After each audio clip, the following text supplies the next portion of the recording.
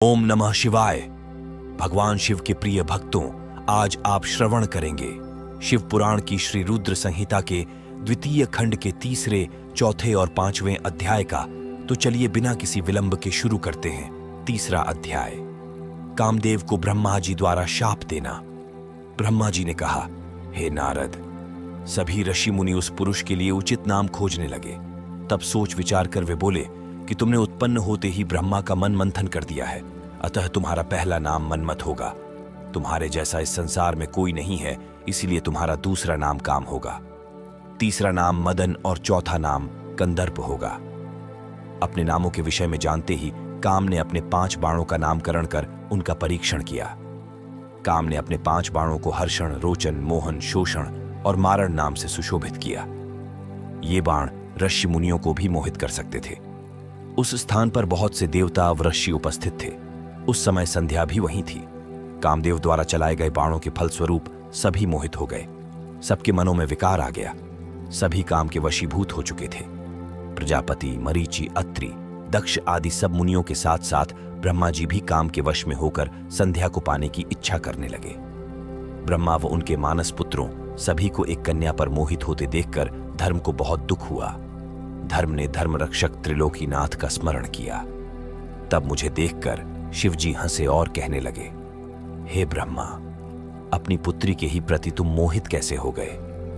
सूर्य का दर्शन करने वाले दक्ष, मरीचि आदि योगियों का निर्मल मन कैसे स्त्री को देखते ही मलिन हो गया? जिन देवताओं का मन स्त्री के प्रति आसक्त हो, उनके साथ शास्त्र संगति किस प्रकार की जा सकती है? इस प्रकार के शिव वचन सुनकर मुझे बहुत लज्जा का अनुभव हुआ और मेरा पूरा शरीर पसीने पसीने हो गया। मेरा विकार समाप्त हो गया, परंतु मेरे शरीर से जो पसीना नीचे गिरा, उससे पितृगणों की उत्पत्ति हुई। उससे 64,000 आग्नेयश्वातो पितृगण उत्पन्न हुए और 86,000 बहिर्षद पितर हुए। एक सर्वगुण संपन्न अति सुंदर कन्या भी उत्पन्न हुई, जिसका नाम रति था। उसका रूप सौंदर्य देखकर ऋतु आदि स्खलित हो गए एवं उससे अनेक पितरों की उत्पत्ति हुई। इस प्रकार संध्या से बहुत से पितरों की उत्पत्ति हुई। शिवजी के वहां से अंतर्धान होने पर मैं काम पर क्रोधित हुआ। मेरे क्रुद्ध होने पर काम ने वह बाण वापस खींच लिया। बाण के निकलते ही मैं क्रोध की अग्नि से जलने लगा। मैंने काम को शिव बाण से भस्म होने का शाप दे डाला। ये सुनकर काम और रति दोनों मेरे चरणों में गिर पड़े और मेरी स्तुति करने लगे तथा क्षमा याचना करने लगे। तब काम ने कहा, हे प्रभु, आपने ही तो मुझे वर देते हुए कहा था कि ब्रह्मा, विष्णु, रुद्र समेत सभी देवता, ऋषि मुनि और मनुष्य तुम्हारे वश में होंगे। मैं तो सिर्फ अपनी उस शक्ति का परीक्षण कर रहा था, इसलिए मैं निरपराध हूं। प्रभु मुझ पर कृपा करें। इस शाप के प्रभाव को समाप्त करने का उपाय बताएं। इस प्रकार काम के वचनों को सुनकर ब्रह्मा जी का क्रोध शांत हुआ।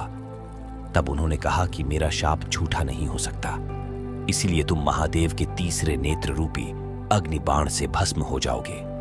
परंतु कुछ समय पश्चात जब शिवजी विवाह करेंगे, अर्थात उनके जीवन में देवी पार्वती आएंगी, तब तुम्हारा शरीर तुम्हें पुनः प्राप्त हो जाएगा। शिव पुराण की श्री रुद्र संहिता के द्वितीय खंड का तीसरा अध्याय यहां पर समाप्त हुआ। अब आप श्रवण करेंगे चौथा अध्याय, कामरति विवाह। नारद जी ने पूछा, हे ब्रह्मा जी, इसके पश्चात क्या हुआ? आप मुझे इससे आगे की कथा भी बताइए। भगवान काम और रति का विवाह हुआ या नहीं? आपके शाप का क्या हुआ? कृपया इसके बारे में भी मुझे सविस्तार बताइए। ब्रह्मा जी बोले, शिवजी के वहां से अंतर्धान हो जाने पर दक्ष ने काम से कहा, हे कामदेव, आपके ही समान गुणों वाली परम सुंदरी एवं सुशीला मेरी कन्या को तुम पत्नी के रूप में स्वीकार करो। मेरी पुत्री सर्वगुण संपन्न है तथा हर तरीके से आपके लिए सुयोग्य है। हे महातेजस्वी मनोभव, यह हमेशा तुम्हारे साथ रहेगी और तुम्हारी इच्छानुसार कार्य करेगी। यह कहकर दक्ष ने अपनी कन्या, जो उनके पसीने से उत्पन्न हुई थी, का नाम रति रख दिया। तत्पश्चात कामदेव और रति का विवाह सोल्लास संपन्न हुआ। हे नारद, दक्ष की पुत्री रति बड़ी रमणीय और परम सुंदरी थी। उसका रूप लावण्य मुनियों को भी मोह लेने वाला था। रति से विवाह होने पर कामदेव अत्यंत प्रसन्न हुए। वे रति पर पूर्ण मोहित थे। उनके विवाह पर बहुत बड़ा उत्सव हुआ। प्रजापति दक्ष पुत्री के लिए सुयोग्य वर पाकर बहुत खुश थे। दक्ष कन्या देवी रति भी कामदेव को पाकर धन्य हो गई थी। जिस प्रकार बादलों में बिजली शोभा पाती है, उसी प्रकार कामदेव के साथ रति शोभा पा रही थी। कामदेव ने रति को अपने हृदय सिंहासन में बैठाया तो रति भी कामदेव को पाकर उसी प्रकार प्रसन्न हुई जिस प्रकार श्रीहरि को पाकर देवी लक्ष्मी। उस समय आनंद और खुशी से सराबोर कामदेव व रति भगवान शिव का शाप भूल गए।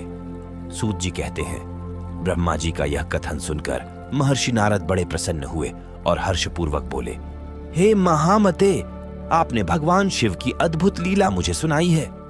प्रभो, अब मुझे आप यह बताइए कि कामदेव और रति के विवाह के उपरांत सब देवताओं के अपने धाम चले जाने के बाद पितरों को उत्पन्न करने वाली ब्रह्मकुमारी संध्या कहाँ गई?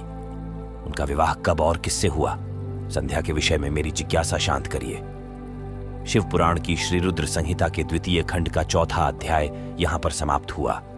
अब आप श्रवण करेंगे 5वां अध्याय, संध्या का चरित्र। सूत जी बोले, हे ऋषियों, नारद जी के इस प्रकार प्रश्न करने पर ब्रह्मा जी ने कहा, मुने, संध्या का चरित्र सुनकर समस्त कामनियां सती साध्वी हो सकती हैं। वह संध्या मेरी मानस पुत्री थी जिसने घोर तपस्या करके अपना शरीर त्याग दिया था। फिर वह मुनिश्रेष्ठ मेधातिथि की पुत्री अरुंधति के रूप में जन्मी संध्या ने तपस्या करते हुए अपना शरीर इसलिए त्याग दिया था क्योंकि वह स्वयं को पापिनी समझती थी। उसे देखकर स्वयं उसके पिता और भाइयों में काम की इच्छा जागृत हुई थी। तब उसने इसका प्रायश्चित करने के बारे में सोचा तथा निश्चय किया कि वह अपना शरीर वैदिक अग्नि में जला देगी जिससे मर्यादा स्थापित हो। भूतल पर जन्म लेने वाला कोई भी जीव तरुणावस्था से पहले काम के प्रभाव में नहीं आ पाएगा। यह मर्यादा स्थापित कर मैं अपने जीवन का त्याग कर दूंगी। मन में ऐसा विचार करके संध्या चंद्रभाग नामक पर्वत पर चली गई। यहीं से चंद्रभागा नदी का आरंभ हुआ। इस बात का ज्ञान होने पर मैंने वेद शास्त्रों के पारंगत विद्वान, सर्वज्ञ और ज्ञान योगी पुत्र वशिष्ठ को वहां जाने की आज्ञा दी। मैंने वशिष्ठ जी को संध्या को विधि पूर्वक दीक्षा देने के लिए वहां भेजा था। नारद, चंद्रभाग पर्वत पर एक देव सरोवर है जो जलाशयोचित गुणों से पूर्ण है। उस सरोवर के तट पर बैठी संध्या इस प्रकार सुशोभित हो रही थी जैसे प्रदोष काल में उदित चंद्रमा और नक्षत्रों से युक्त आकाश शोभा पाता है। तभी उन्होंने चंद्रभागा नदी का भी दर्शन किया। तब उस सरोवर के तट पर बैठी संध्या से वशिष्ठ जी ने आदरपूर्वक पूछा, हे देवी, तुम इस निर्जन पर्वत पर क्या कर रही हो? तुम्हारे माता पिता कौन हैं? यदि यह छिपाने योग्य न हो तो कृपया मुझे बताओ। यह वचन सुनकर संध्या ने महर्षि वशिष्ठ की ओर देखा। उनका शरीर दिव्य तेज से प्रकाशित था। मस्तक पर जटा धारण किए वे साक्षात कोई पुण्यात्मा जान पड़ते थे। संध्या ने आदरपूर्वक प्रणाम करते हुए वशिष्ठ जी को अपना परिचय देते हुए कहा, ब्राह्मण, मैं ब्रह्मा जी की पुत्री संध्या हूं। मैं इस निर्जन पर्वत पर तपस्या करने आई हूं। यदि आप उचित समझें तो मुझे तपस्या की विधि बताइए। मैं तपस्या के नियमों को नहीं जानती हूं, अतः मुझ पर कृपा करके आप मेरा उचित मार्गदर्शन करें। संध्या की बात सुनकर वशिष्ठ जी ने जान लिया कि देवी संध्या मन में तपस्या का दृढ़ संकल्प कर चुकी हैं। इसलिए वशिष्ठ जी ने भक्त वत्सल भगवान शिव का स्मरण करते हुए कहा, हे देवी, जो सबसे महान और उत्कृष्ट हैं, सभी के परम आराध्य हैं, जिन्हें परमात्मा कहा जाता है, तुम उन महादेव शिव को अपने हृदय में धारण करो। भगवान शिव ही धर्म, अर्थ, काम और मोक्ष के स्रोत हैं। तुम उन्हीं का भजन करो। AUM नमः शिवाय मंत्र का जाप करते हुए मौन तपस्या करो। उसके अनुसार मौन रहकर ही स्नान तथा शिव पूजन करो। प्रथम 2 बार छठे समय में जल को आहार के रूप में लो। तीसरी बार छठा समय आने पर उपवास करो। देवी, इस प्रकार की गई तपस्या ब्रह्मचर्य का फल देने वाली तथा अभीष्ट मनोरथों को पूरा करने वाली होती है। अपने मन में शुभ उद्देश्य लेकर शिव जी का मनन व चिंतन करो। वे प्रसन्न होकर तुम्हारी मनोकामना अवश्य पूरी करेंगे। इस प्रकार संध्या को तपस्या की विधि बताकर और उपदेश देकर मुनि वशिष्ठ वहां से अंतर्धान हो गए। भगवान शिव के प्रिय भक्तों, शिव पुराण कथा की श्री रुद्र संहिता के 2 खंड का 5वां अध्याय समाप्त होता है। अगली वीडियो में आप श्री रुद्र संहिता के द्वितीय खंड के 6ठे अध्याय का श्रवण करेंगे। तब तक के लिए हर हर महादेव।